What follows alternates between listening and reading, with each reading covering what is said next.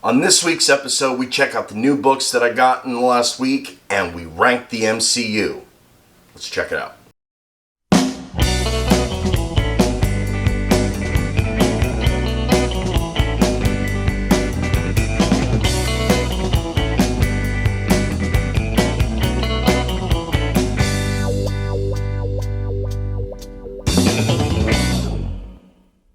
Hey, what's up, nerds? Welcome to this week's episode of Nerdistic Tendencies. I am your host, Ray Hale. Don't forget to like and subscribe and hit the little ringy-dingy so you can get all the notifications when my new videos are uploaded.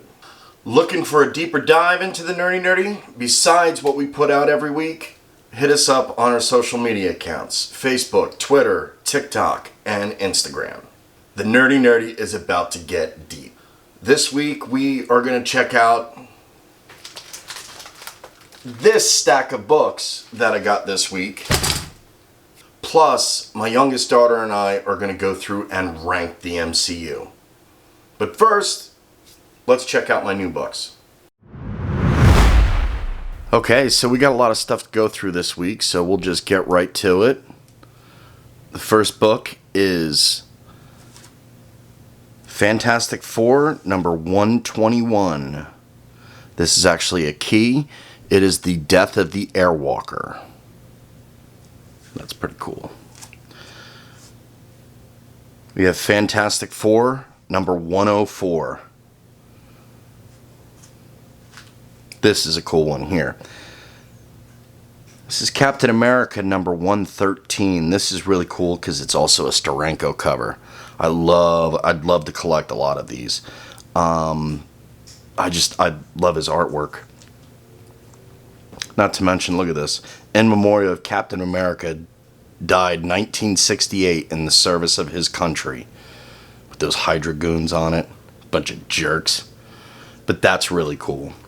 Okay, the next book we have, old book here. This is Marvel Tales, number 11. Now, Marvel Tales, it's reprints of Amazing Spider-Man. This one's pretty cool. Look, I'm never going to have an Amazing Fantasy 15, probably never ever see an Amazing Spider-Man number 1. So because I like reading the stories, it's cool to collect these because it's reprints of these old stories.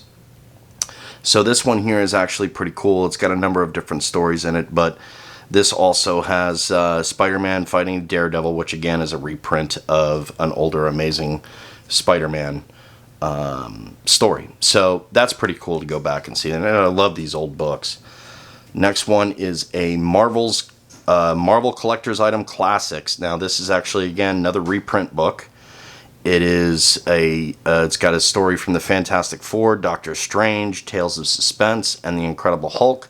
All this stuff is really, really cool. Okay, this is a huge key. This one I'm really excited about. It's a book I always wanted. And was never quite able to get my hands on it. And anytime it did pop up, I certainly didn't have the money for it at the time. But this is a big one. So this right here is Uncanny X-Men number 266. This is the first chronological appearance of Gambit. It's also the first cover appearance of Gambit.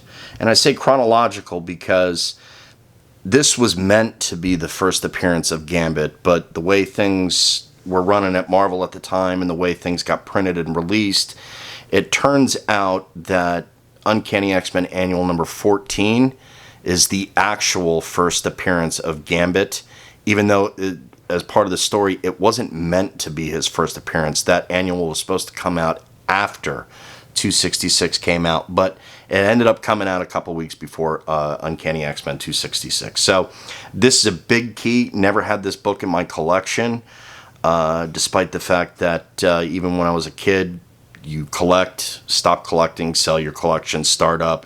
This book has never been part of my collection. I'm really excited about it. Also, I got this this trade, Immortal Hulk. Never read the story, but as I was talking to some of my friends at Bell Book and Comic, they highly recommended it. So Pete from Bell gave me this as a freebie. So I'm going to check out this story. I'll let you guys know how it is, but I'm really excited about this one too. So they were talking highly about it. I don't collect a lot of new stories. I kind of pick and choose.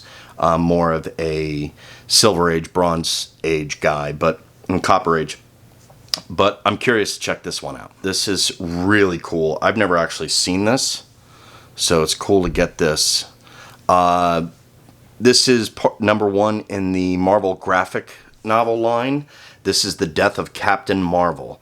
Unfortunately, this is a second print, but I grabbed it. I've never actually seen this book in person, so it was really cool to get this. Really cool story. Got another graphic novel this week. This is an Amazing Spider-Man graphic novel. So I'm curious, check these out. I do have other graphic novels in my collection, but my big thing is, I tend to read the stories once I've completed a collection. So that's pretty cool. Every time I go into the comic book store, I always check to see what is new. And this is something new that came out this week. This is a collected edition of Thanos Quest. I guess a new volume of Marvel Tales. This is a story I never read. Obviously, I'm a big fan of Thanos and all of the Infinity series, so to go back and read Thanos Quest is going to be really cool. So, figured I'd check this out. It's a good placeholder until I can get the actual books. So, I'll check that out.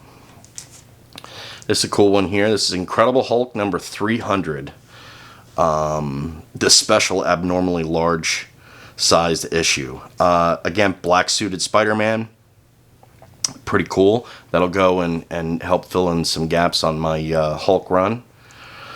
This is really cool. Didn't know it was out there, but I got it. So this is Uncanny X-Men 248. This is actually a second print. I didn't know that there was a second print of this issue, but really cool. Jim Lee art. This is all part of that Uncanny X-Men run that's what drew me into comics. My absolute favorite comic run is the original Uncanny X-Men run. This next one, also a big key. Avengers number 200. Now, I've been wanting to get this book in my collection for a while. I haven't actually seen it. So when I saw it come up this week, I grabbed it. Most comic book fans would know this is a pretty big deal for the story that's in the book. This is the first appearance of Marcus Immortus, this is the infamous Ms. Marvel, Carol Danvers incest storyline. It's a very convoluted story, but here is the quick explanation. Mysteriously, Ms. Marvel finds out and announces that she is pregnant, and quickly, within a couple of days, comes to full term and gives birth to a child. Turns out, as they're trying to figure out who fathered this child, it turns out it was her son from the future. So there's like this weird, rapey incest vibe. Well, a lot of people, basically crapped on the story, and not a lot of people, but it is a widely known story, and almost was the end of Carol Danvers, because they, in one issue, managed to basically destroy the character. Thank God they were able to get around that later on. But so she's getting ready to leave with her rapist future son, and the Avengers are like, all right, well, see you later, have fun. Nobody fought for Carol, which is really odd. I don't know how this was able to get to print, but it's a really weird, crazy issue. So that's pretty cool to be part of my collection now. We do have another key here. This is a book I've had before, and because I've had collections and sold collections and had them and sold them, I haven't had it for a while, so it was really cool that it popped up. This is X Factor number 5. Now, this is a key issue. This is the first appearance of Apocalypse. That's a big deal. First appearance of the Alliance of Evil, which is not a big deal, but it's the Apocalypse. So that's a big deal. Obviously, they've made movies, and he becomes a much bigger character later on. Is basically the main villain, at least in the original X-Men run of X Factor. So he's reoccurring. So that's a big deal to get, and I'm real happy to get that. Now I got to get the next part. Okay, this is the -1 flashback copy of the Silver Surfer. It's pretty cool. Silver Surfer number 14. Silver Surfer number 30. Okay, now we're going to get into some keys here. Silver Surfer number 34. Okay, so this is a big key. This is the resurrection of Thanos, who was dead up this point. So this is a big key issue. All of this is leading into the events of the Thanos quest and Infinity Gauntlet, Infinity War, and so on and so on. So this was the return of Thanos, and he's getting started on his path to get the stones. So we know what happens there. This, another key. This is Silver Surfer number 35. Okay, this is the reintroduction of Thanos and Drax the Destroyer. Okay, Silver Surfer number 37. As you can see, that's Drax the Destroyer on the cover. We also got Silver Surfer number 38. Another Thanos book. Okay, so this one's a big deal. Another key. This is the first appearance of the Infinity Gauntlet. That's cool. That was cool. That was a nice book to get. Silver Surfer run continues now, number 50.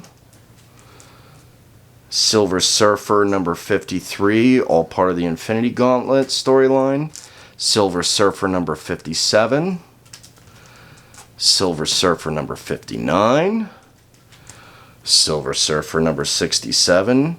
Oh, look, we got more Silver Surfer. This one's a key. Silver Surfer number 72. Now, this is the first appearance of the Cyborg Nebula. This is a nebula that is closer to how you would see her in Guardians of the Galaxy.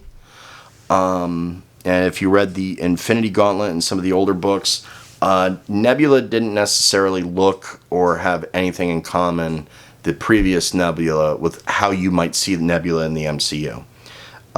So these books all came out long before the MCU, but this is where the new Nebula was introduced. This is Silver Surfer. Okay, this next one is another key. Silver Surfer number 75. This is the death of Nova 2, who was a herald of Galactus. So that's pretty cool. It's kind of a minor key, but still a key.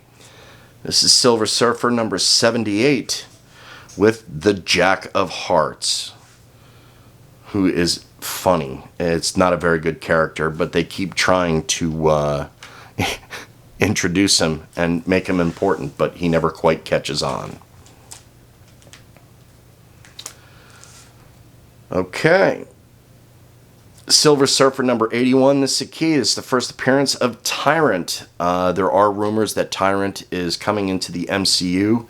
Maybe we'll see something in Guardians, but he's certainly more on the cosmic side of would be in the MCU. So that's the first appearance of Tyrant.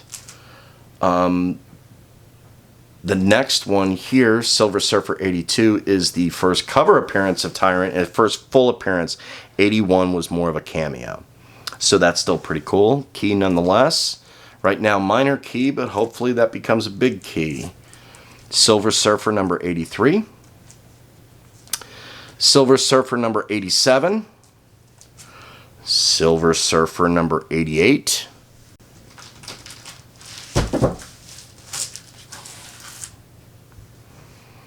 Continuing, look at this, we got another Silver Surfer comic book. Silver Surfer number 93. Silver Surfer number 103. Silver Surfer 109. Silver Surfer 125. Silver Surfer 126. Silver Surfer 127. Check this out, another Silver Surfer. It's Silver Surfer 128. This is a cool cover. Silver Surfer 129. Silver Surfer 130. And finally, Silver Surfer 131. Now, Silver Surfer wasn't a character I was collecting, certainly not when I was a kid. But very interested, would like to read more about the Silver Surfer, so that's why a lot of these comic books are going in my collection. So, again, like everything else, once I have the run, then I'll start tearing through the run. Okay, one last comic. This was actually given to me as a gift. Thank you very much, Michelle. This is a reprint of The Walking Dead #1. This was a Wizard World Ohio Comic-Con exclusive. A little bit of value on this book. So I greatly appreciate this gift. This is really cool. I do not currently have any Walking Dead comic books in my collection. Mostly because they are so expensive. Especially early on, a lot of the Walking Dead comic books, they're smaller print runs. And because of the success of the show, collecting them has become super crazy and super expensive. So, have read through the a couple of the compendiums, liked the book, liked the story, and was a big fan of the show, at least the first 5 seasons of the show. So this is really cool, and what a badass cover with Rick on it. Thanks, Michelle. Thank you very much for the gift. This week, I thought it would be a good idea to bring a fellow nerd in, and we're going to rank the MCU. This is my youngest daughter, Allison. She's a fellow nerd. Allison, YouTube Allison. Hey, everyone. Okay, so here are the rules. We are going to run through the entire MCU proper. That's the first movie down to the last movie in what they call now the Infinity Saga. So we're going to start at Iron Man and work all the way to Spider-Man Far From Home. My daughter and I, we both share a lot of the same viewpoint on a lot of things, but we also very differ on a few other things as well. So it'd be nice to kind of compare and contrast and look at our lists together. One thing I want to throw out there is, as we rank all of these movies, we actually like all of these movies. There really isn't a turd, but our job this week, what's so funny about turd? Nothing. It's better than saying shit. We like all of these movies, so even though somebody's going to get the 23rd ranking, it doesn't necessarily mean it's a bad film. We like all of them. So it's our job this week to go in and talk about the things that we like and nitpick it sometimes and talk about the things that we don't like. But as you'll see, and according to this list and a lot of lists that I've read online, there are some amazing movies, and then there are some that are just pretty good. Okay, the first movie that kicks off the MCU Phase 1 is Iron Man. Let's see how we ranked them. 6 and 13. Boo! Alright, Allison, tell us why you ranked it 13th. I liked it because it started the entire MCU, and it did an amazing job of the origin story of Iron Man and Tony Stark, and I really liked it. I love the movie. That's why it's ranked number 6 for me. It is definitely a top 10 MCU movie, and it makes the top 10 in most lists.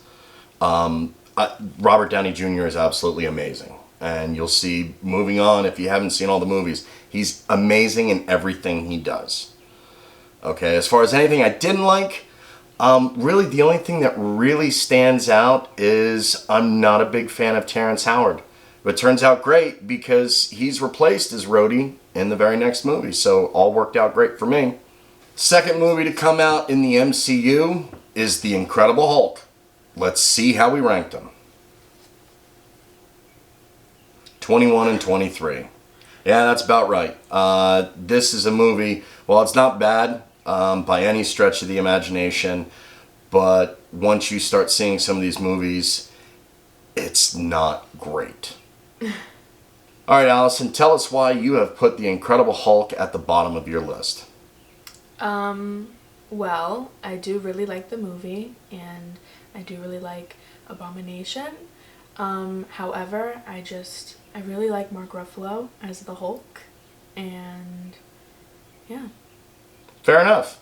Norton did pretty good.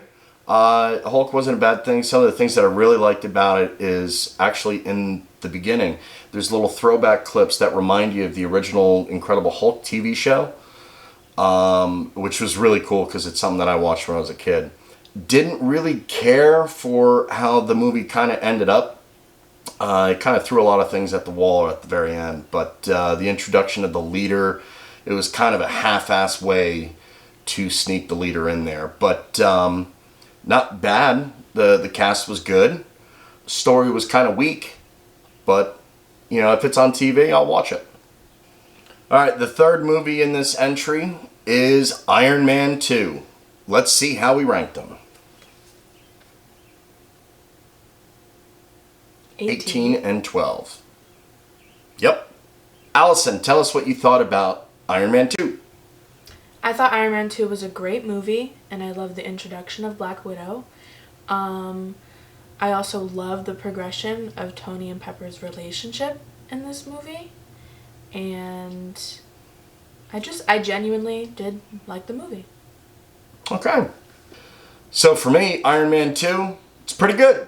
You get more Tony. You get an even better Rhodey with Don Cheadle stepping in. Yep. Okay. More Pepper, more Happy. All of it fantastic. Sam Rockwell, awesome.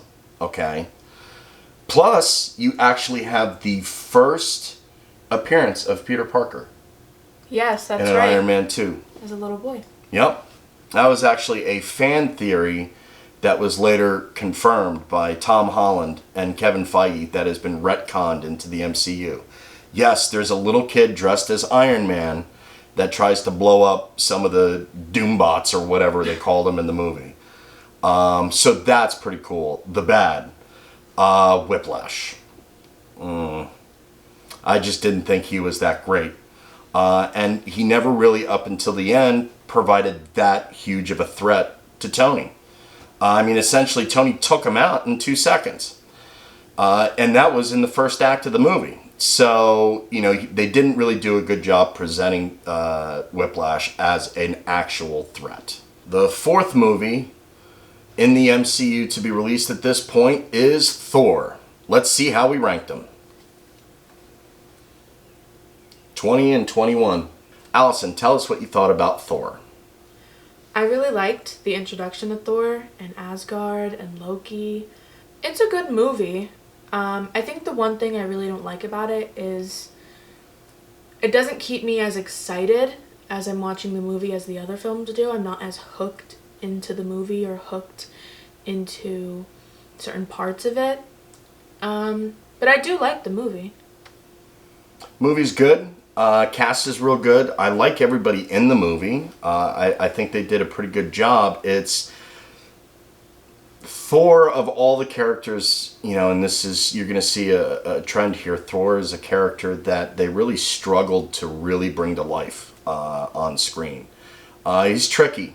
As far as what Chris Hemsworth is doing, it was a lot for him to get going. How they wrote Thor, and how they presented Thor. It was, in fact, they kind of made fun of it in the Avengers with the whole Shakespeare in the Park bit. Doth mother know you weareth her drapes? No. It's real hard to get Thor right. He's a very difficult character to write. In fact, even though they did a fantastic job later on with Ragnarok, Thor compared to his comic book counterpart, very challenging character. And, you know, they still haven't quite gotten him right, but what they did with him, especially later on, is so entertaining. And they were really struggling out of the box with this one. The next movie in Phase 1 to come out is Captain America, the First Avenger. Let's see how we ranked them.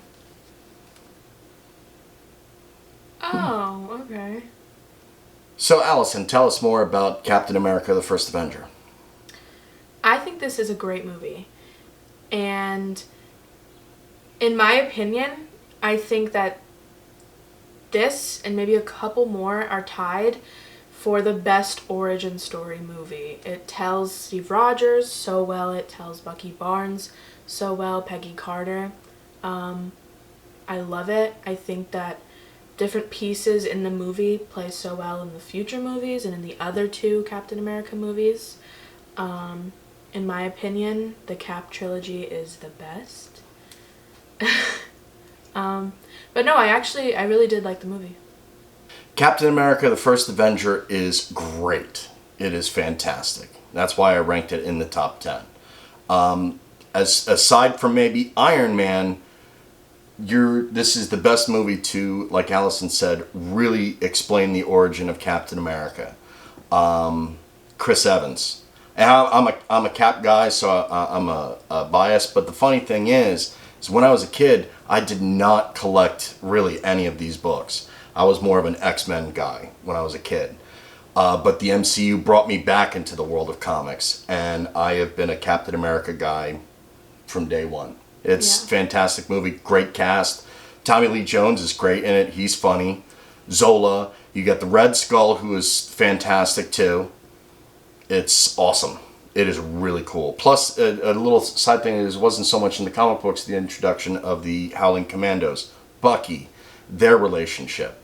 Actually, the only thing that I would change, the criticism about the movie, is I wish that they introduced a little bit more Cap and Bucky.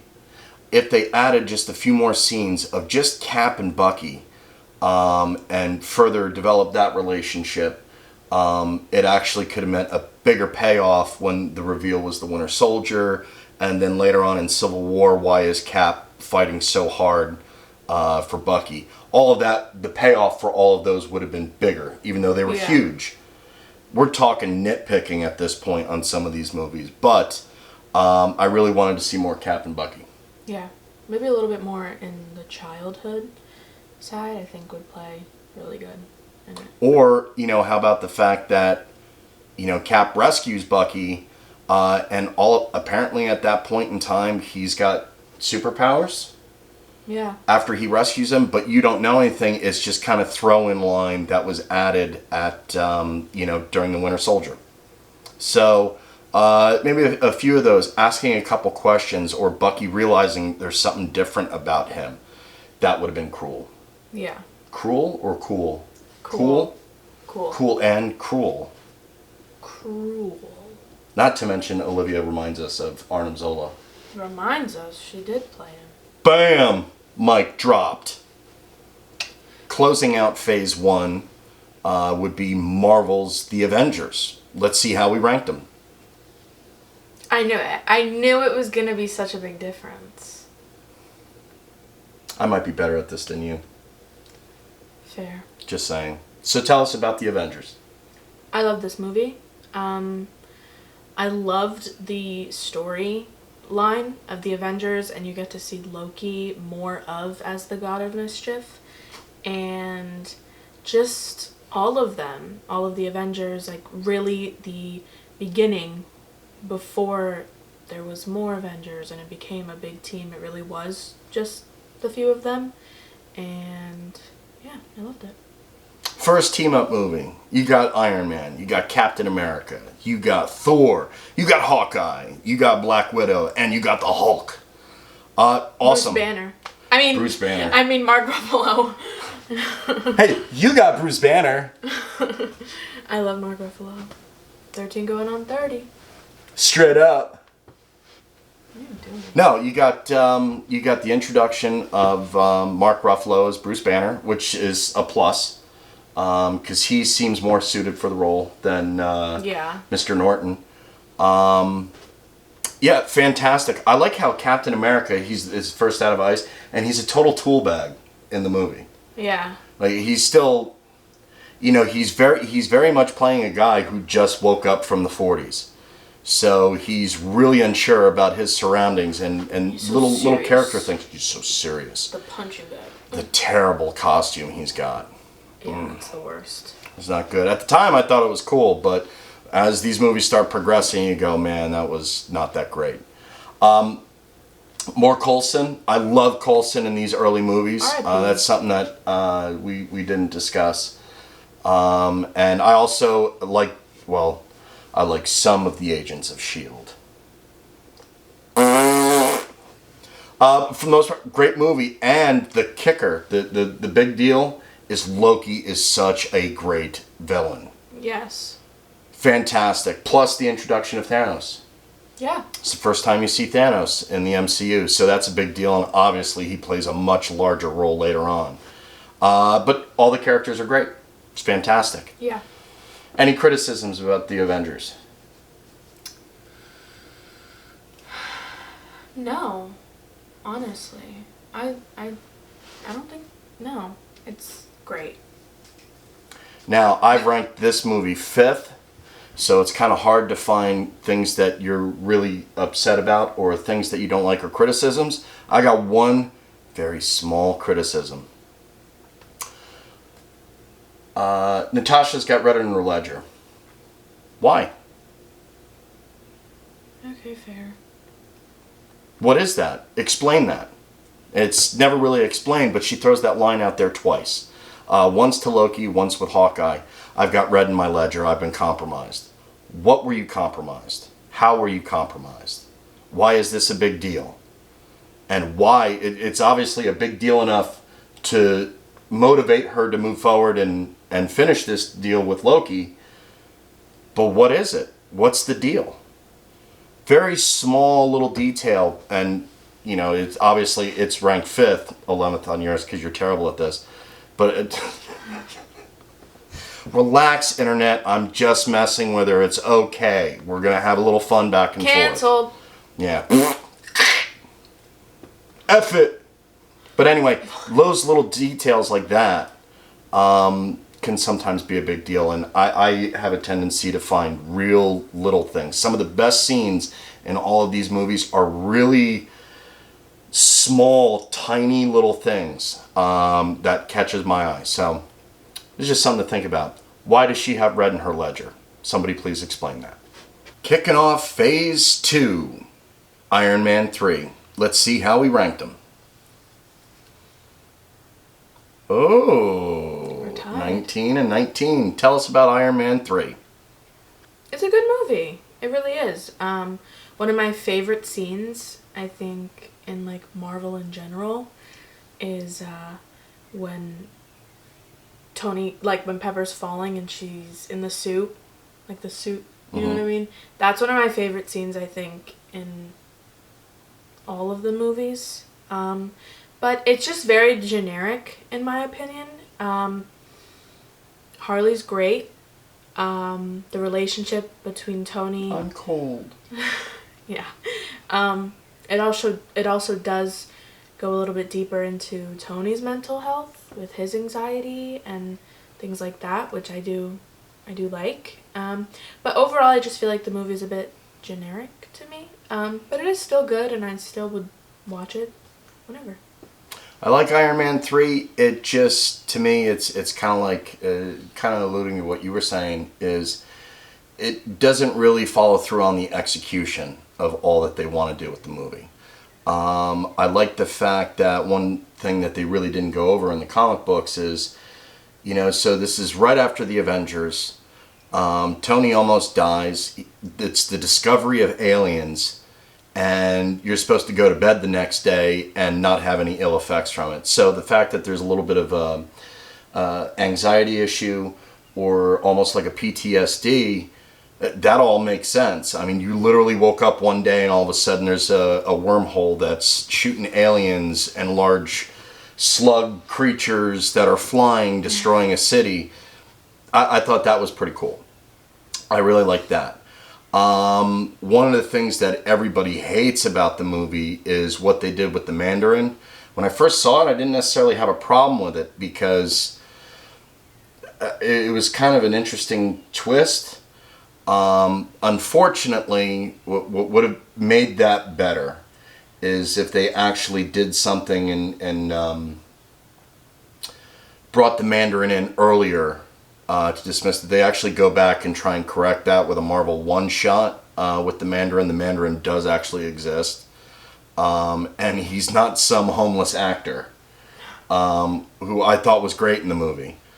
Again, more Rhodey, plus that's more Rhodey and Tony is always a good thing. The one thing that I absolutely despised about the movie is they basically made all his suits a throwaway.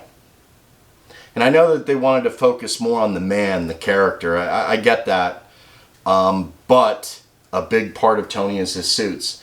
And he's literally wearing 12 of them or whatever in the movie. It's just like he puts a new one on, it's destroyed. Puts another new one. So either they didn't really show that the bad guys were that bad. It kind of looked more like his suits were not that great. Yeah. So I didn't really like that. That was my big fault, is you basically threw away his armor. It was no big deal. It's the suits. Suits have got to be a big deal. At least treated with as much respect as Tony the character. Yeah. And they just were like, who cares? That I didn't like.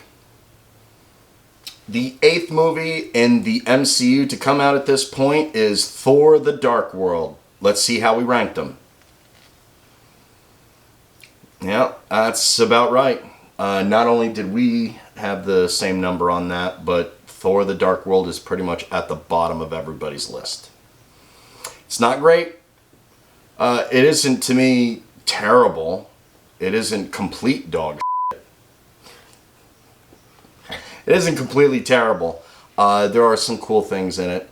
Obviously, Thor is always good, but as you can see, they kind of continue to struggle with Thor on his own. He's the best Thor we've seen so far at this point is in the Avengers, but he's also playing off of a large cast. So he's not the main focus. And they're still struggling with that. But it's still pretty cool. I still like the cast. The one thing that does stand out about the movie, at least for me, is that Dr. Selvig went really crazy in this movie. Yeah. And the next time you see him later on, he's fine. Yeah. Yeah. So what did you think? It wasn't the best, but it wasn't the worst. I like the more progression of the character Loki, and there was a little bit more to him following the Avengers. And it just, everything plays so well into his God of mischief, and I think that's one of the things I really do like about the movie is they do play him so well. And Loki really is the shining star in the movie. yeah. The 9th entry into the MCU is Captain America: The Winter Soldier. Let's see how we ranked them. Okay, that's not that far off. Yeah. Captain America: The Winter Soldier, at least a lot of lists that I've seen, is definitely a top 10 movie on pretty much every list that I've seen. It is fantastic. Okay, Allison, tell us what you thought about the film.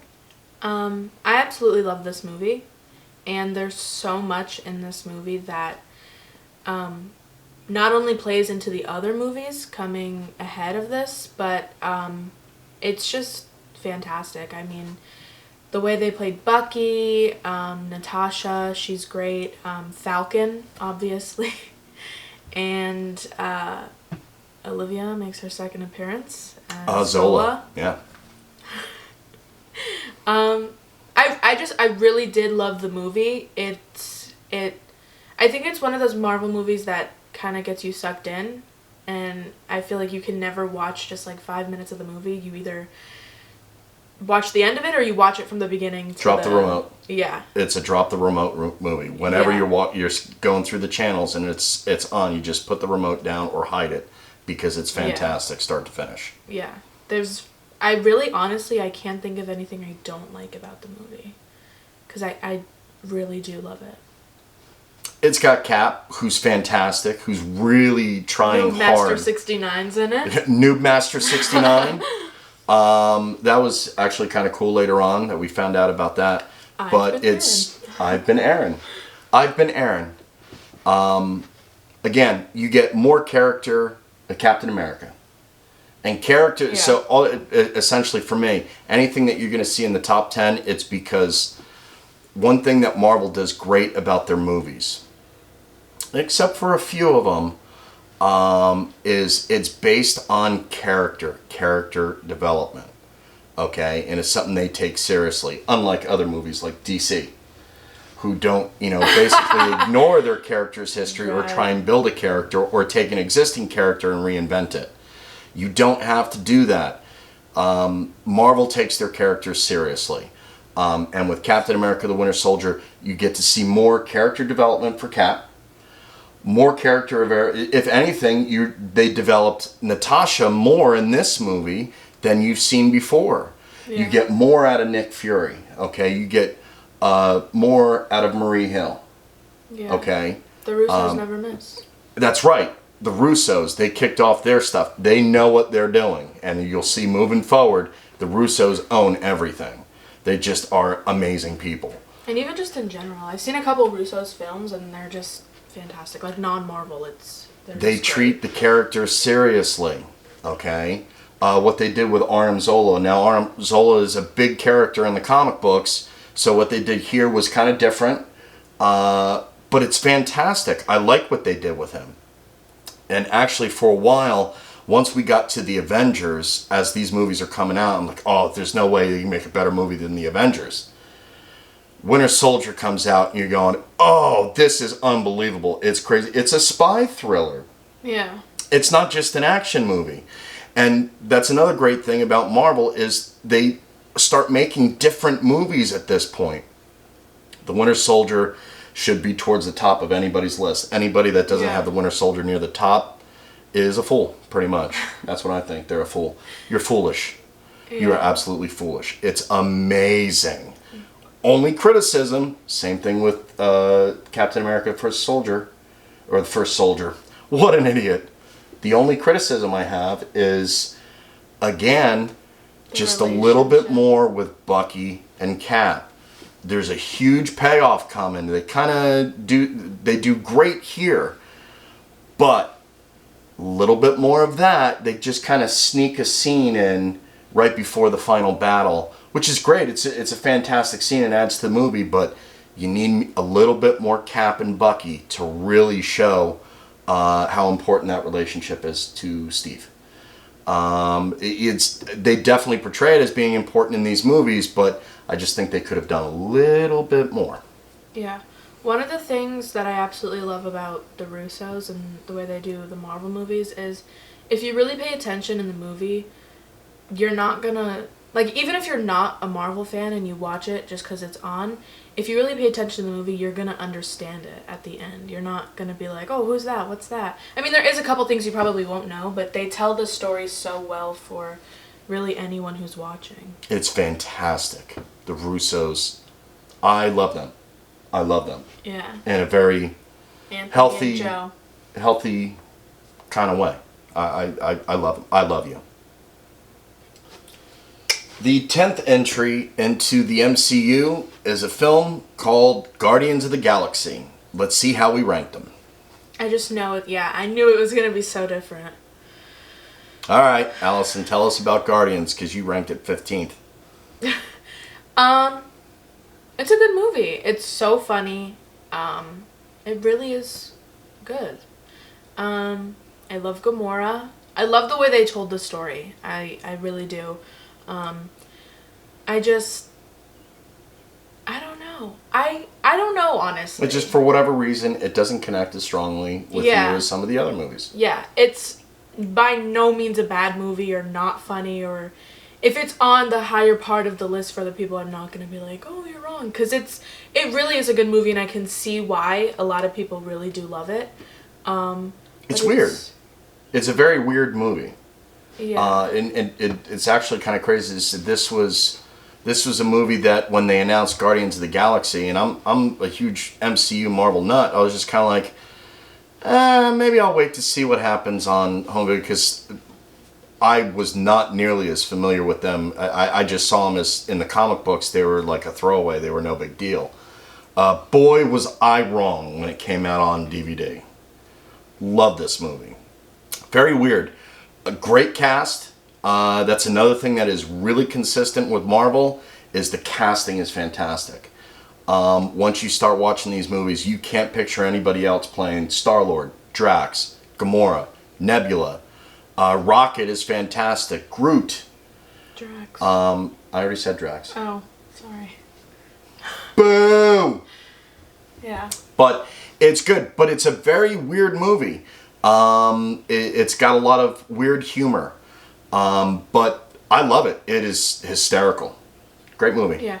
I like the Guardians, but I think when you see them more in bigger films like the Avengers, where there's a lot more people, I don't know. I feel like ever since Infinity War, I've been like so like not in it with Star-Lord anymore. Oh, well, we'll discuss that later. Yeah. All right. The next picture is Avengers Age of Ultron. Let's see how we rank them. 7 and 13. Wow. Okay, Allison, tell us about Age of Ultron. Okay. I love this movie. I really do. Scarlet Witch is probably my favorite character. Well, she is. That is official. By far the most tragic character in the MCU. Yes, 100%. She's my favorite, and I love the way they brought her in with this movie, as well as Quicksilver. I love Vision. Obviously, Vision is in this movie, and the deeper dive into Hawkeye and his side of the family that does play more into Endgame and things like that. And obviously Ultron, it's perfect villain. Great. I just genuinely really do love this movie. It's a good movie. Great things about the movie. Like you said, Scarlet Witch. You get Vision. Small little introduction with Quicksilver. Yeah. And? I have one negative, but I'll let you finish. What's your negative?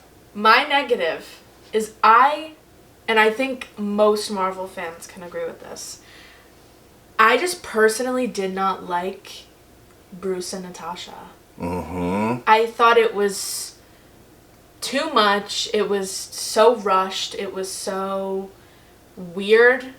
There was nothing that in any MCU movie that gave you any indication that they were an item. Yeah, and or then could they just be an become, item. Yeah. It's just all of a sudden, oh yeah, we're shacking up now. Check it out. We got feelings for each other. Yeah. Because we love each other in that way. I think maybe if they included maybe a couple, like, not even necessarily scenes, but like maybe just a couple glances or a couple quick moments of like them just together, I think it could build on that. But just to show up as a couple, it's just kind of well, the main thing, the main interaction that the two of them had was in Avengers.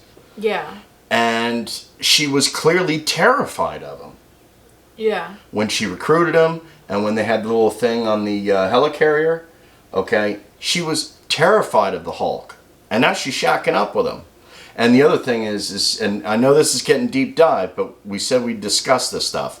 They kind of teased the little thing with her and Hawkeye. Yeah. Okay, they kind of teased the little thing later on in the Winter Soldier. There was with Captain America. And then all of a sudden, hey, me and Bruce, we're moving in. We're moving in together. Yeah, we're a whole big thing. It didn't really work. That was one of the negatives that I had. Another one of the negatives that I had was you brought in the fastest character into the MCU, faster than anyone, and he can't outrun a bullet.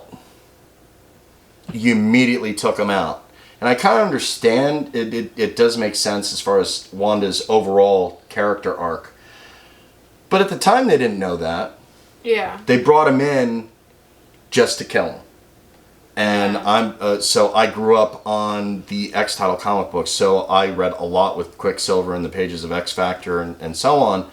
So I have a lot of love for Quicksilver. It just kind of felt like he was too quick, dismissed. Yeah. I mean, he's so fast, he can outrun everyone and everything, but all of a sudden he's just getting peppered with bullets. He can't run faster than a bullet.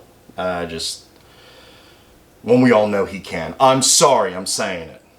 That was a little weak, and the actor who played Quicksilver was pretty good. Love him, Aaron Taylor. The other thing that I don't like is there's a scene again with Bruce and Natasha where, I know we want to introduce a lot of real themes into the movie, but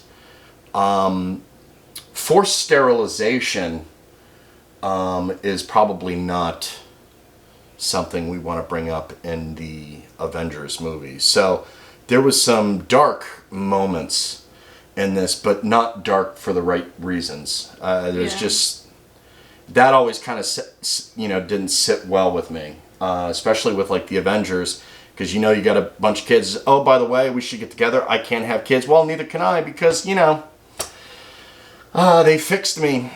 Yeah, I love how she's Black Widow, and they kind of just made her look like not weak, but just threw her off. You know what I mean? It just seems so come on now.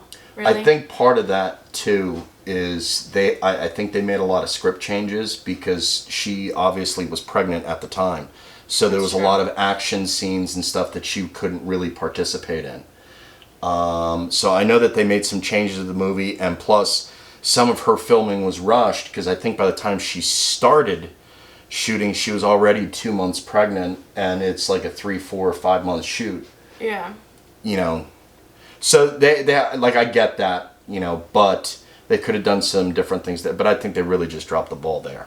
Yeah. So another scene that I actually do really like is it's a very quick thing, but when Natasha gets the video of Hawkeye's new son, his middle name is Pietro, and I think that's pretty cool.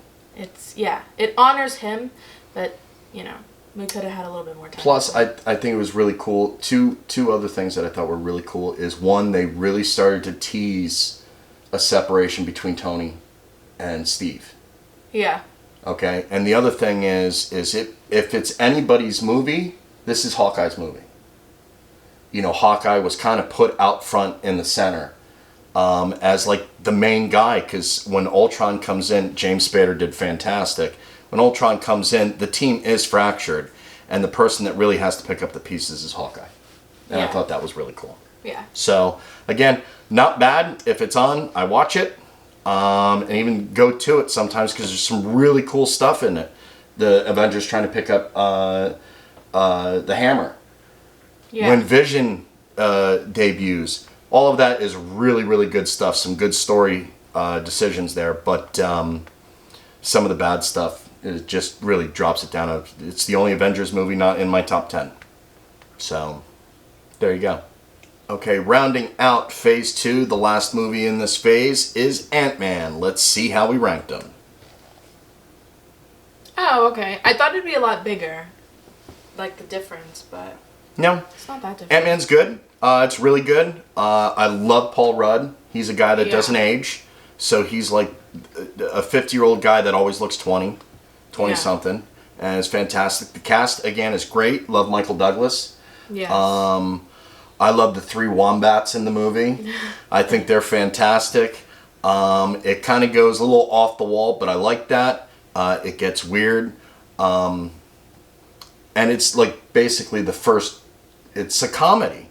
It's still a superhero movie. It's still an action movie, but it is a comedy. There's more comedy in this one than some of the other ones. Yeah. So I thought that was really cool. Liked it. What about you? One of the things I really like about Ant-Man in general and Scott is he's just a really amazing father, and he loves Cassie, and it really shows in the movies throughout, not just Ant-Man, but Ant-Man the Wasp and Endgame. It really shows how dedicated he is to his daughter, even with the house arrest. And, well, that's later, but you know what I mean.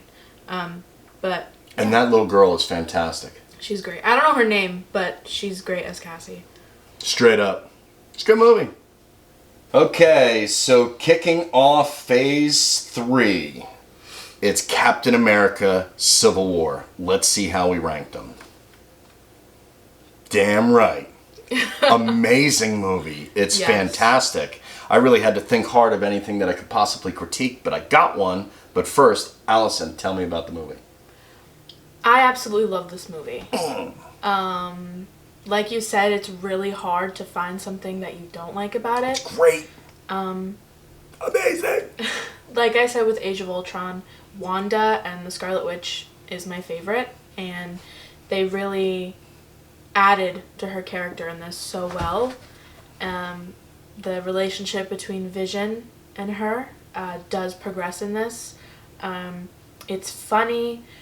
They definitely do demonstrate both sides, Team Iron Man and Team Cap, very well. I feel like the movie doesn't have a bias, if that makes sense. They both show both sides, good and bad, and I really like it. And Ant-Man's great in it. Yeah, it's so, one of the tags going into the movie was Captain America Civil War, choose your side. And that's one thing that you brought up, that they really kind of balanced it out. Even though it's a Captain America film, it's not pro Captain America's, view on the thing.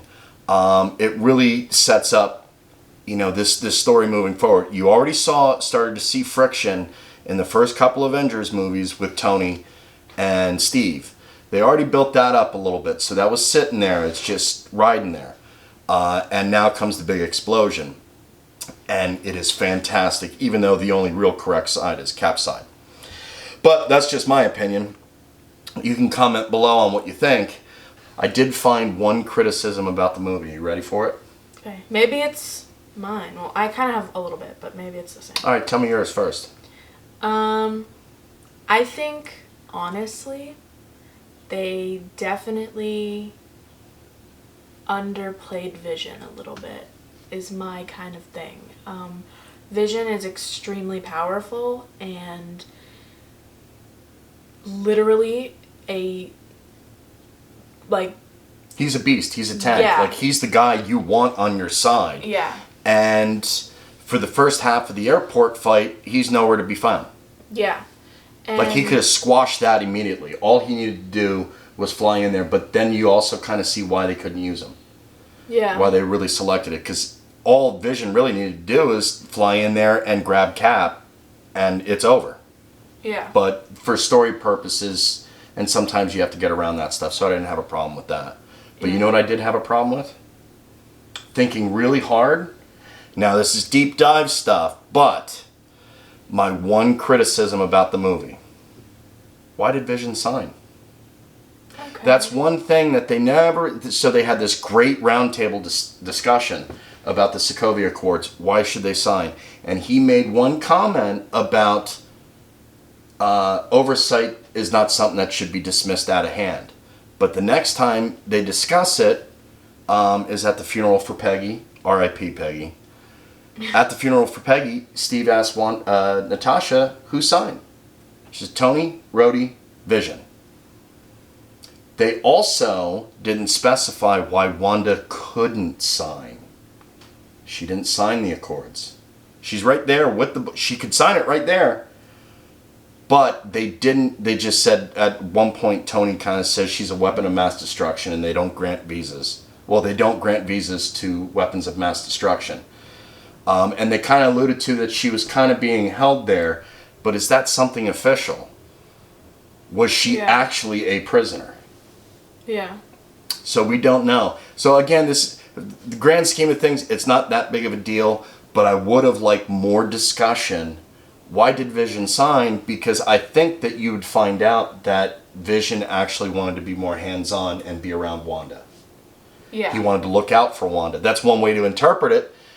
There's no clues to that, but it's just something to think about.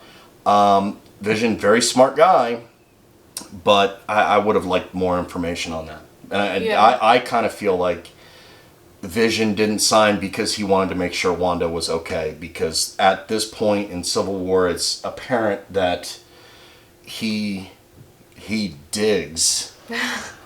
He digs the Scarlet Witch.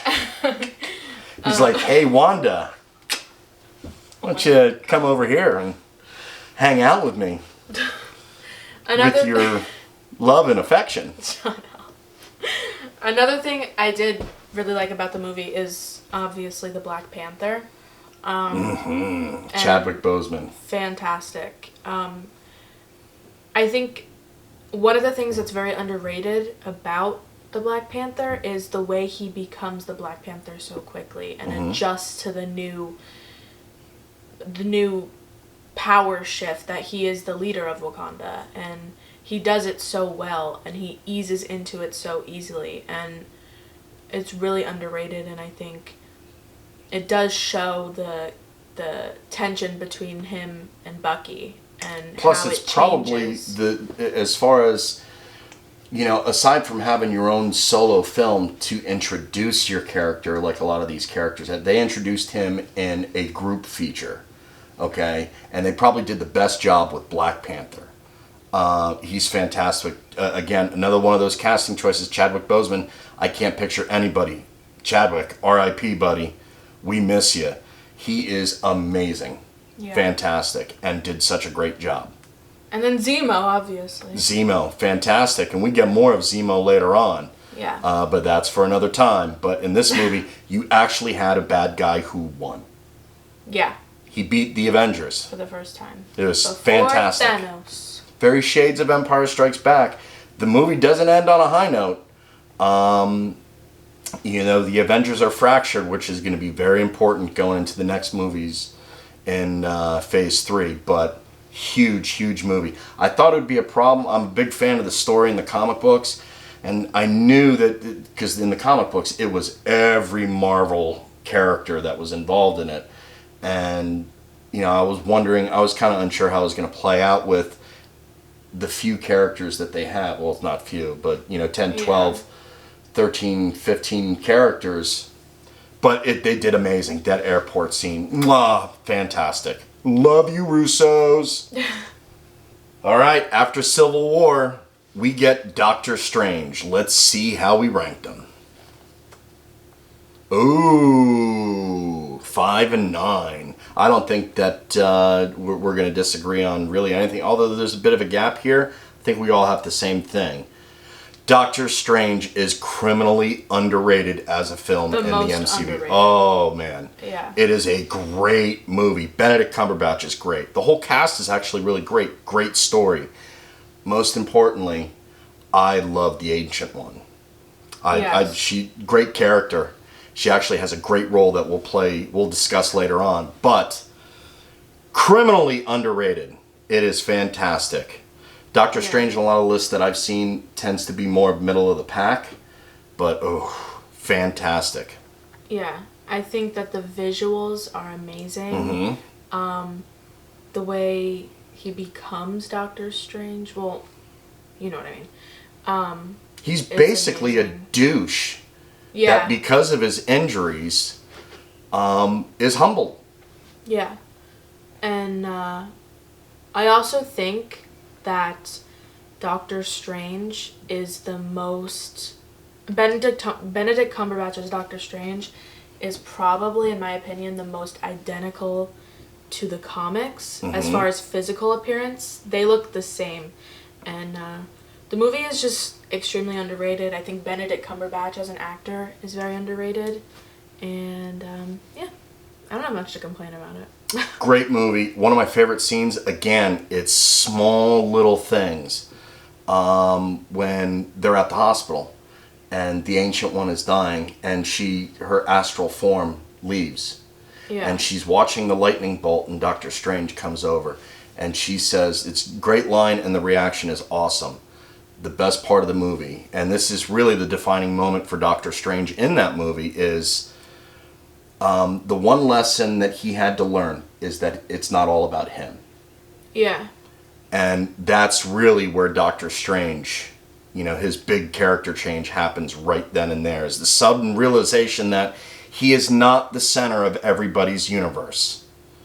And that is fantastic. It's played, like, again, for me, sometimes it's the really small things. Just his reaction to that revelation is fantastic. Yeah. But the whole movie is great. Doctor Strange, you rule.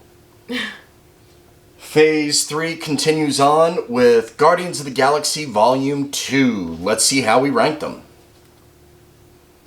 I knew it. Wow! Well, the great thing about doing these videos is that if we agreed on everything, it'd be real boring. Yeah. So, but this is a huge difference. So we're going to have to discuss that. I'll let you start because you're dumb. D-U-M, dumb. You're dumb. I mean, like I said with the first Guardians, it's a good movie. It's funny.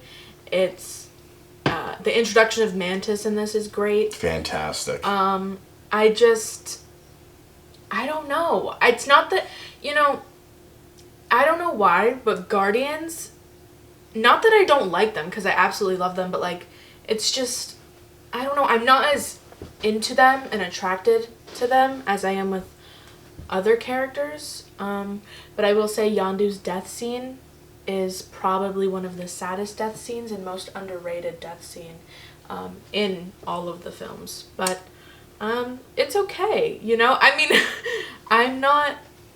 I mean, like I said before, Infinity War, it kind of just drew me off against Star-Lord, so.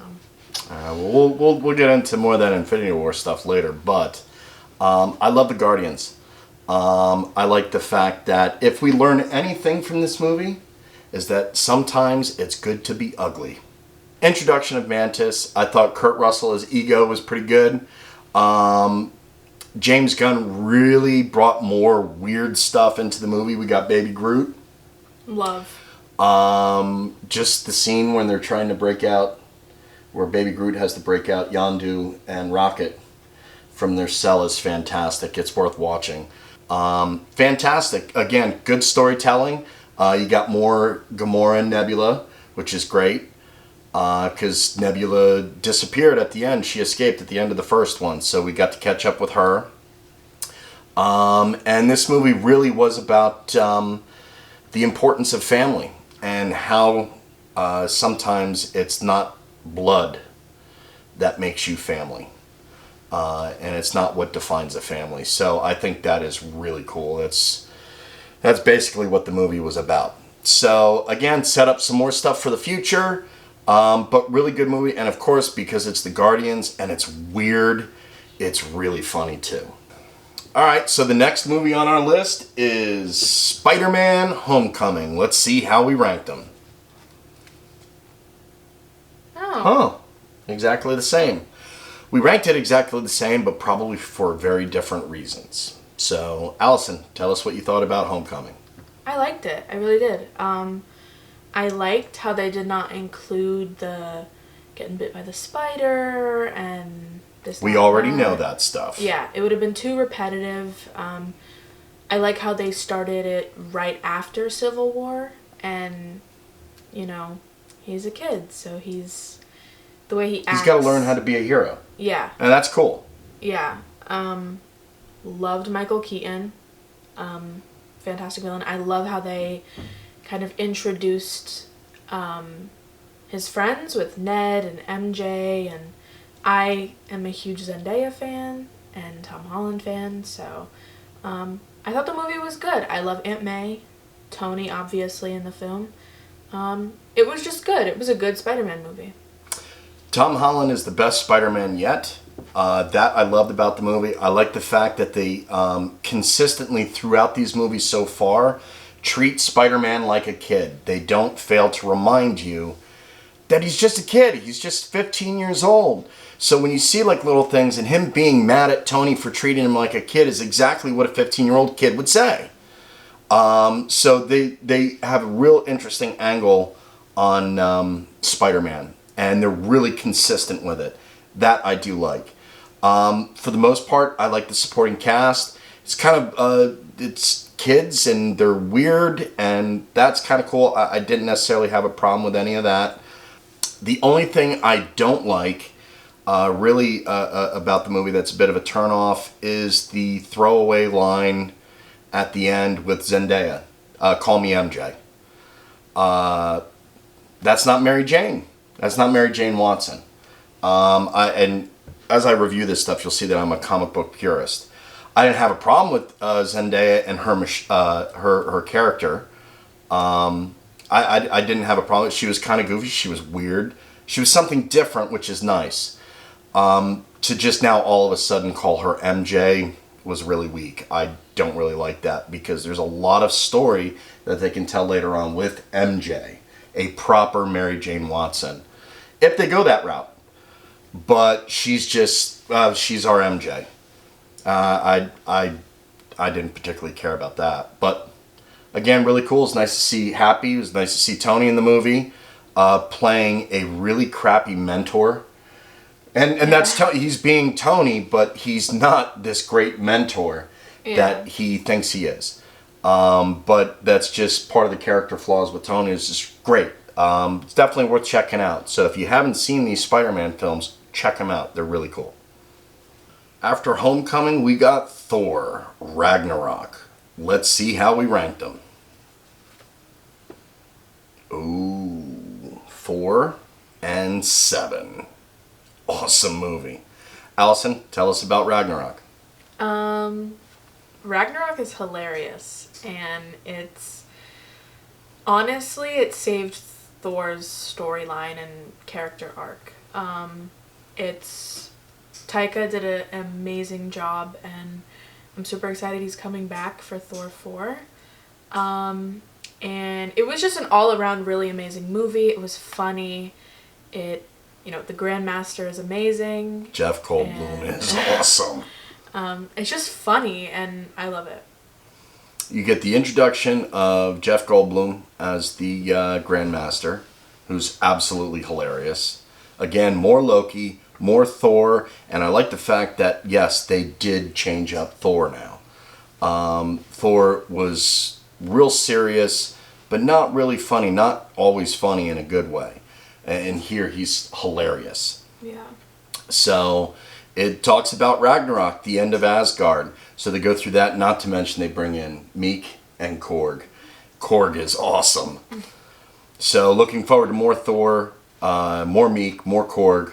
Hopefully we'll get to see the Grandmaster again. That was great. Valkyrie introduced Tessa Thompson as Valkyrie, who was awesome. Very weird movie, but great. I absolutely love it. That's why it's sitting here number 7th. It's 4 for her. Plus, the visuals of the movie, very Jack Kirby. A lot of the stuff that they put in the scenes in the background is all throwback stuff visually to old Jack Kirby comic books. So that was really, really cool. So I love it. Yeah. Ragnarok is the best Thor. Okay, the next movie on the list is Black Panther. Let's see how we rank them. Ooh, 9 and 14. Not too far off. Personally, Black Panther is a great movie. Again, great supporting cast. Chadwick Boseman is awesome. He is the Black Panther.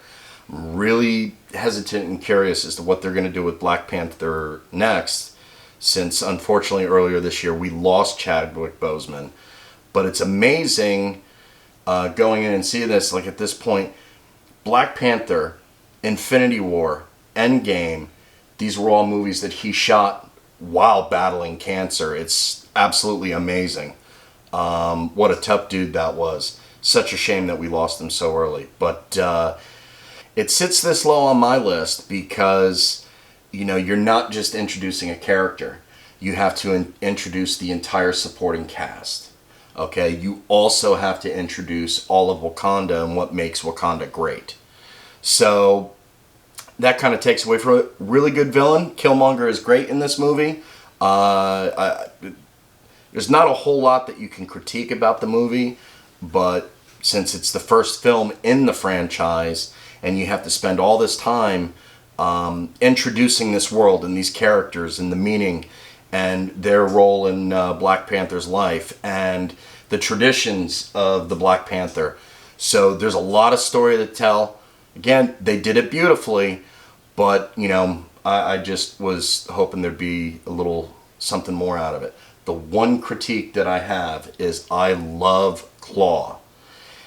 I didn't necessarily think that they had to kill him because he was very entertaining. They didn't necessarily have to kill him in the movie. He could have brought him back to Wakanda as a prisoner because that was his key to get into Wakanda. I would have liked if he stuck around a little bit more. He was kind of just thrown away. We could have gotten more mileage out of Claw. That's the only real critique. Outside of that, good film. Yeah, I loved it. I really did. And, not only just the movie that it's amazing, but also the soundtrack I really like. And just Chadwick Boseman in general. I mean, like he said, like, going through all these movies, battling cancer really shows that he really is not just playing the Black Panther that he is. And it's just a fantastic film. I love Shuri. She's great. I'm super excited to see what they do with her. And M'Baku. M'Baku is a good character love too. Him. Yeah. Great. Up next, we have Infinity War, the next Avengers movie. Let's see how we ranked it. Wow. 1 and 2. Again, Russo's, I love you. Lots of things to juggle in this movie. This movie could have been a complete disaster, kind of like Civil War. Yeah. A lot of moving pieces, a lot of character that you have to drive throughout this story. And probably one of the best things about this movie is it's really Thanos' movie. It's more about Thanos, not just the stones, not just the Avengers going after the stones or everything else going on in the movie. It's really Thanos' movie. And spending all that time on the villain and developing him and his story is the payoff for this movie. Fantastic. Everybody is great. Nobody gets a quick throwaway line. And it just, they took all those characters and gave them great amount of screen time. They personally gave them enough screen time to show their role in the movie and their part of the story. It was fantastic. Yeah. I just love the, I guess, growth between all of the characters in this movie. I mean, the difference between this movie and Endgame, it's a lot. And obviously this is the biggest threat the Avengers have had. And the way they handled it was so great. And, well, it's really because they were so ill prepared for it. Yeah. And, this is after Civil War, so the Avengers are fractured. There really isn't an Avengers at this point. Yeah. You have the Sokovia Accords and everything that's already been taking place. It's just absolutely, you do finally get to see Wanda and Vision are a couple now. They're an item. And how that plays into the story. Amazing. Yeah. Great stuff. And in the return of Hulk and Thor with the rest of the Avengers, was great.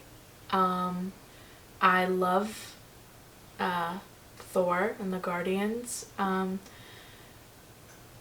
There's only one scene in the whole movie, and I've been talking about it the whole time, is Star-Lord. He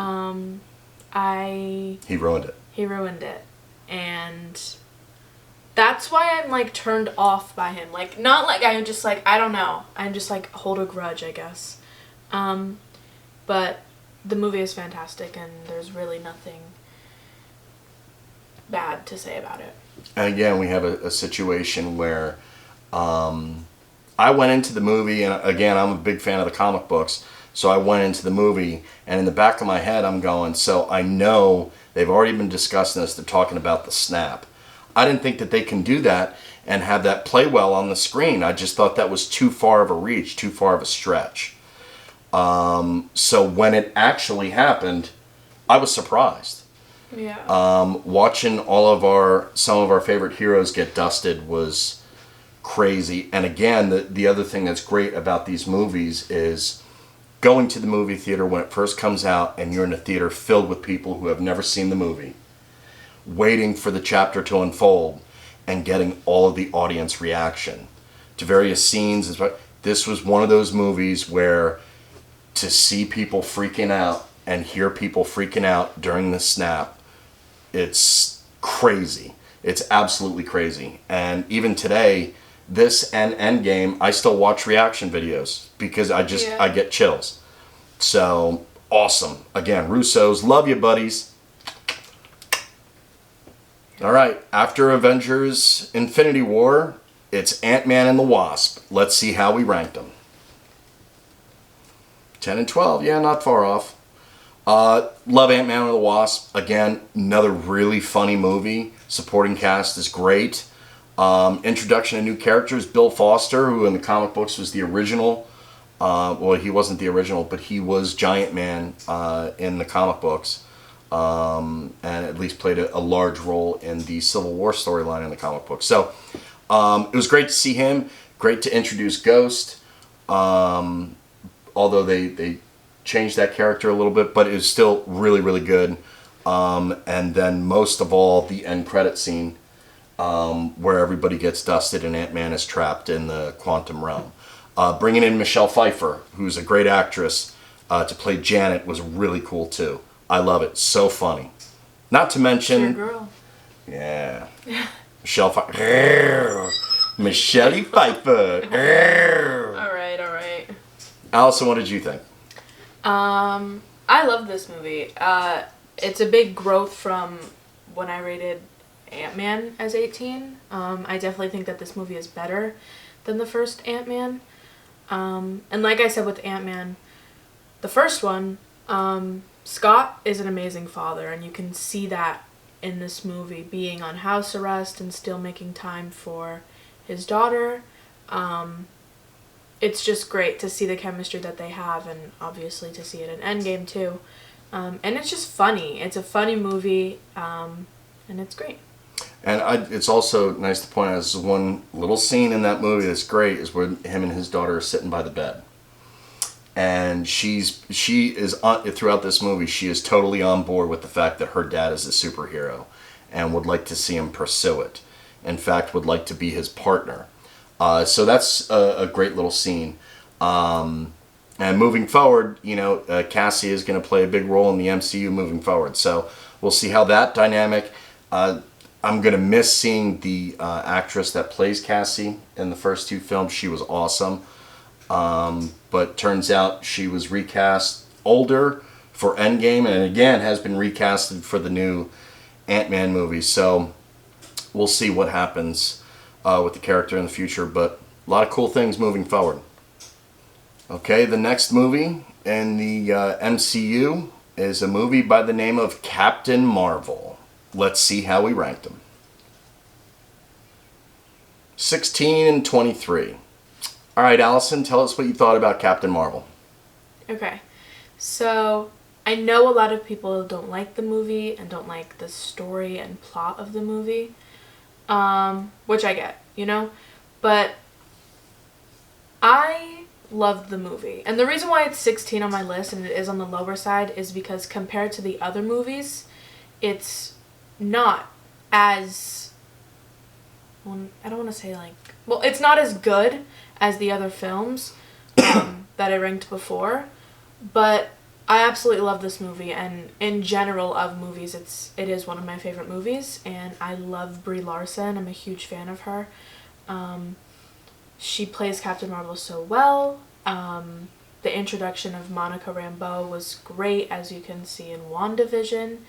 And I love Brie and Captain Marvel, and I loved it. Captain Marvel isn't bad. It sits at the bottom of the rankings for me, and it basically comes down to one major thing: character. They don't give you a whole lot to personally invest in the character, and Carol Danvers is an amazing character with a long history. When I got out of the movie theater, I was just like, it was pretty cool. There was some cool stuff. Like anything with Samuel L. Jackson is great. Bringing in Goose and introducing the Flurkin was cool. I like that.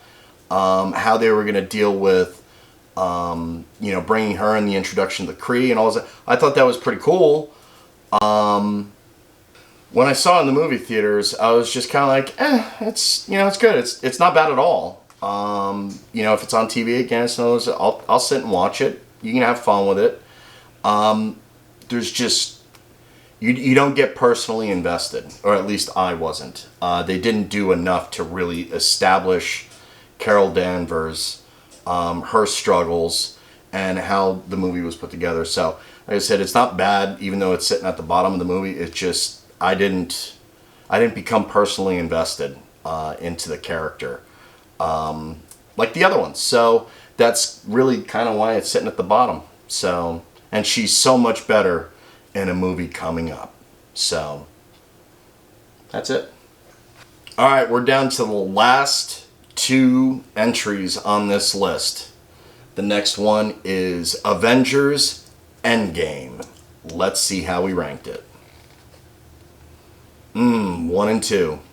That's the way every list should be. These movies have got to be sitting at the top of everybody's list. 1 and 2.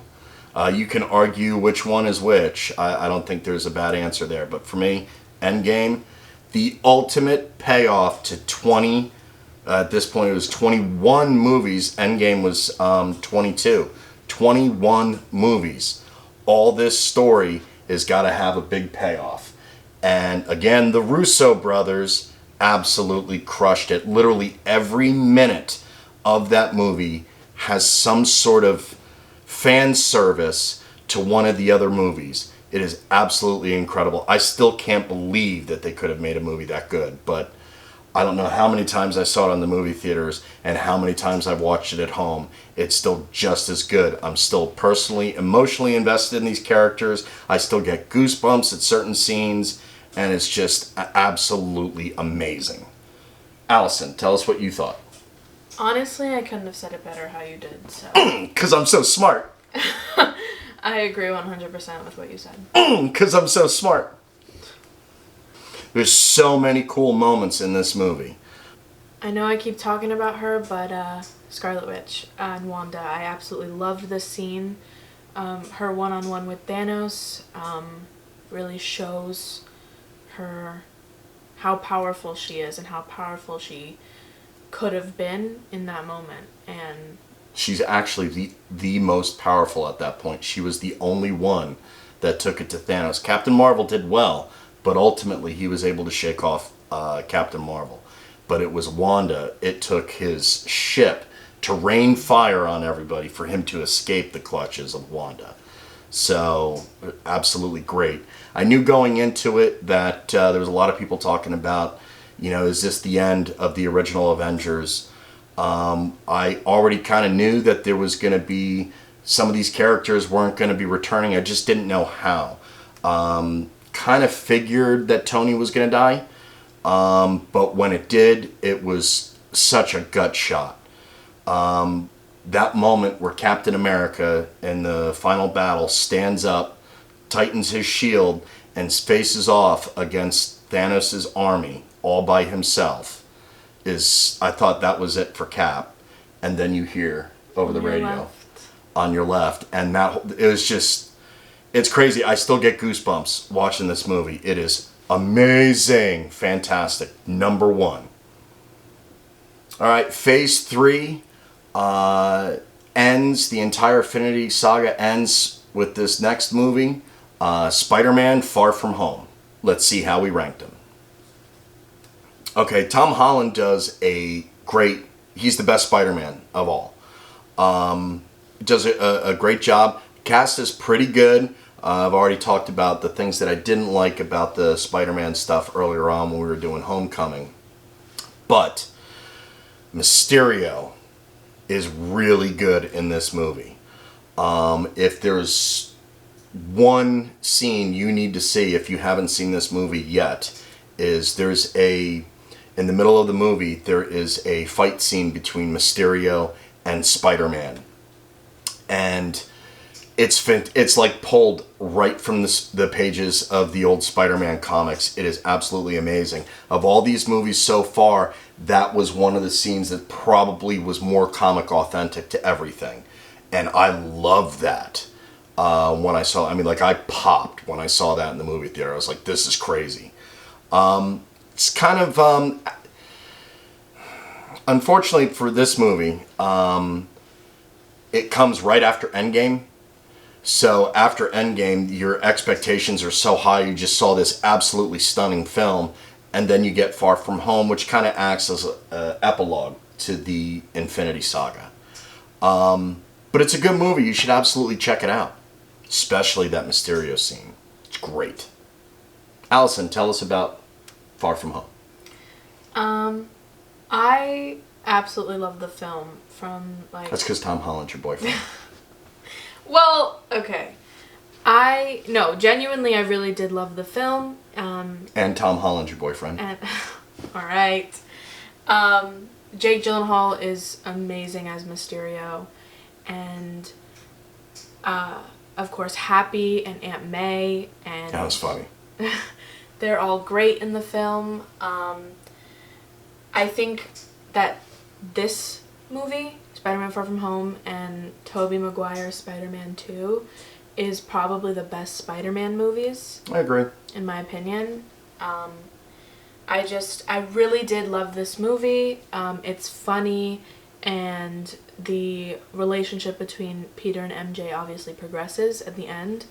And it's amazing. Not to mention, this movie does also follow Endgame, so it deals with the effects. A big piece of the story here is, what does Peter Parker do now that his mentor Iron Man is gone?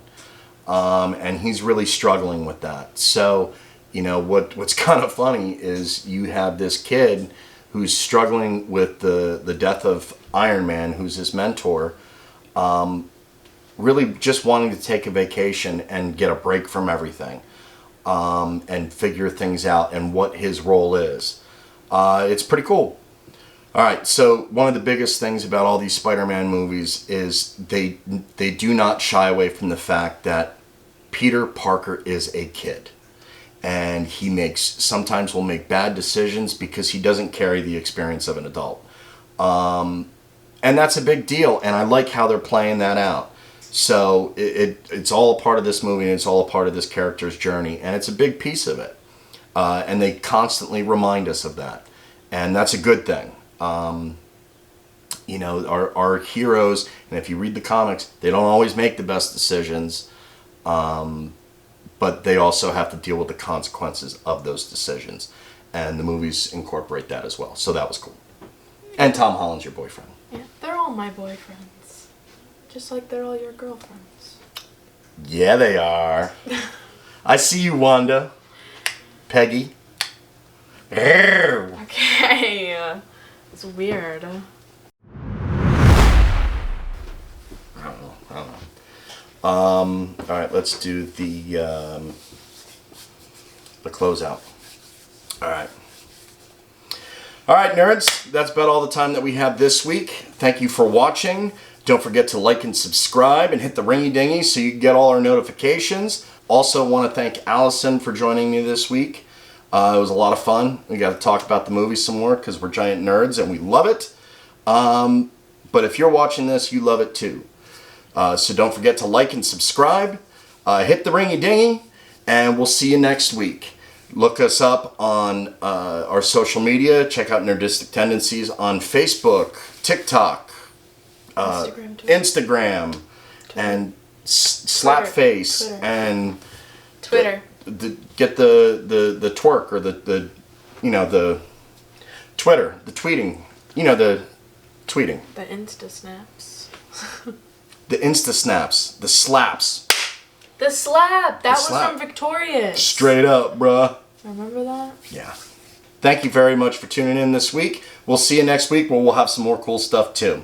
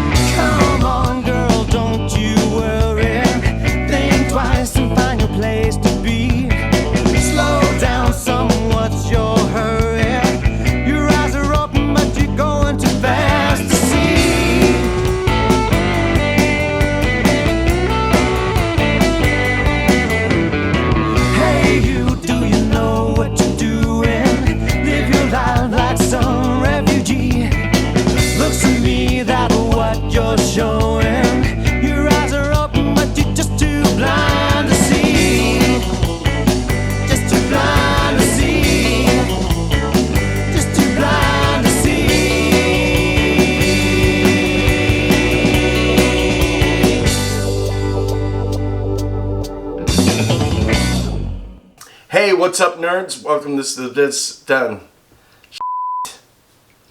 Want more? Don't forget to hit us up on Facebook, Instagram, TikTok, and Facebook. And Twitter. You said Facebook twice.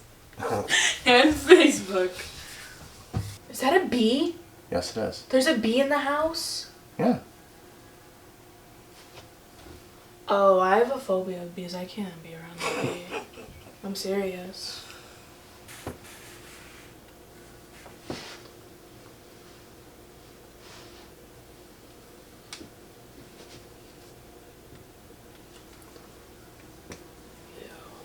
I know that a lot of people do not like this movie and do not like the story of the movie and which I... Is the bee in here? No. Okay. Everyone like that. Sorry, got real close to me. By about 10 feet. There's two of them, actually. They're gonna make babies and...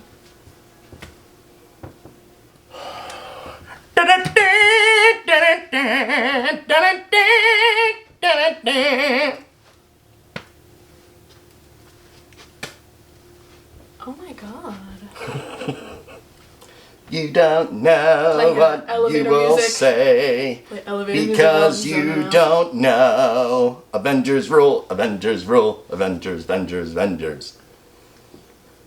Captain America. Iron Man. Just stand there. I gotta get another one of these. I'm running low. Oh, makeup checks. You know they're not my sponsor. I don't have any sponsors, but... It's WandaVision lip gloss Ulta exclusive, and it's her 70s glam lip gloss. I also have the 50s lip kit, and I have the eyeshadows because I am obsessed with WandaVision. That should have been in the video. WandaVision and Falcon and the Winter Soldier. Yes, let's discuss the makeup line on my nerd show. Yes. Okay. Get it. It's good. No. WandaVision. WandaVision. WandaVision. It was Agatha all the time. All the time. Yeah, right? Isn't that right? All along. It was Agatha all along.